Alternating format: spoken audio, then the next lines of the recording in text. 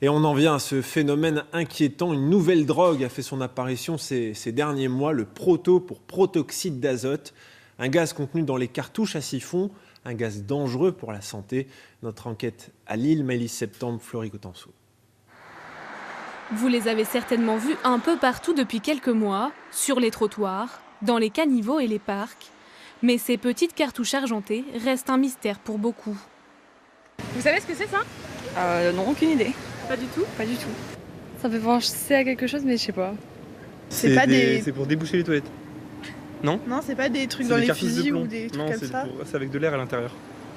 Ces cartouches sont en fait remplies de protoxyde d'azote, un gaz utilisé dans les siphons à chantilly qui détient aussi des propriétés euphorisantes. Alors depuis quelques mois, les cartouches de proto ont fait leur apparition dans les soirées étudiantes. Sa consommation est légale, mais le protoxyde d'azote est bien considéré comme une drogue. Ce jeune actif en a pris quand il était étudiant. Il a accepté de témoigner à visage caché. On trouve ça dans les soirées, dans la rue, on peut acheter ça à des dealers dans la rue pour 5-10 €. Tu peux pas t'empêcher de rire et ça fait vraiment mal au crâne quand on en prend beaucoup. Au bout de 5 minutes, on a vraiment très mal au crâne, on a l'impression que le crâne va exploser.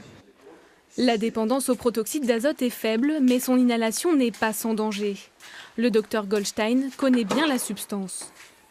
Ce gaz, je l'utilise depuis le début de ma carrière. Ça s'appelle du protoxyde d'azote. Ça aide effectivement à endormir les gens. Mais on l'utilise toujours en mélange avec de l'oxygène. Inhaler ce gaz hilarant pur et concentré peut comporter des risques graves, cardiaques et neurologiques. Une utilisation chronique de protoxyde d'azote entraîne une toxicité directe sur les cellules neuronales, sur les cellules nerveuses, et peut in fine entraîner des dégâts neurologiques définitifs. Ce qui inquiète les associations de lutte contre la toxicomanie, c'est aussi que les consommateurs peuvent s'acheter aisément un kit complet. Cartouches, crackers et ballons pour inhaler le gaz. On s'en procure très facilement en supermarché, en épicerie, ça se trouve sur internet. Et c'est pas tant la facilité aussi, mais du coup le peu de messages qu'on peut entendre de prévention, le fait que ce soit en vente libre, les jeunes ont l'impression que c'est sans danger. Pour l'instant, aucune victime n'est à déplorer dans la région. Mais ce gaz hilarant a déjà fait au moins 2 morts en France et une quinzaine en Angleterre.